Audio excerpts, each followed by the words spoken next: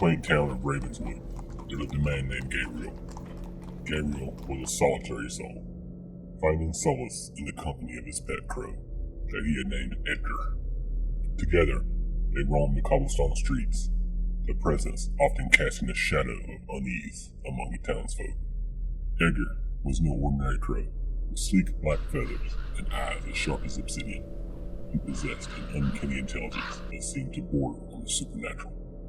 Gabriel, drawn to the enigmatic nature of his alien companion, reveled in their peculiar bond. However, Gabriel started to notice a pattern throughout Ravenswood, a pattern that him and Edgar seemed to be deeply entangled. He discovered that wherever the crow perched, death soon followed. At first, Gabriel dismissed this as a mere coincidence, but as the body count rose, he began to think that Edgar might be a vessel for death, bringing it to those that perhaps deserved it.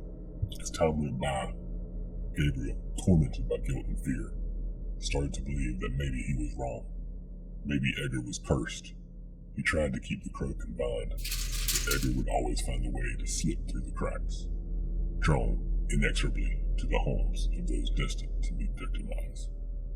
Haunted by the specter of his feathered companion, Gabriel found himself consumed by the paranoia.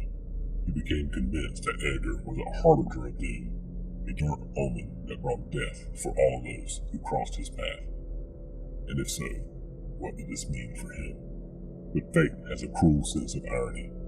One fateful night, as Gabriel attempted to restrain Edgar, the police arrived at his doorstep. Startled and confused, Gabriel found himself surrounded by officers, their grim expressions betraying the gravity of the situation.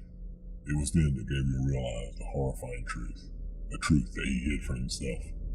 The deaths that haunted Ravenswood were not the work of a cursed crow, but of his own hands. As the cold steel of handcuffs closed around his wrist, Gabriel looked into the eyes of his pet crow one last time. In those dark, unyielding orbs, he saw not the reflection of a curse, but the stark reminder of his own descent into madness. The people of Ravenswood still talk about Gabriel and his pet crow Edgar.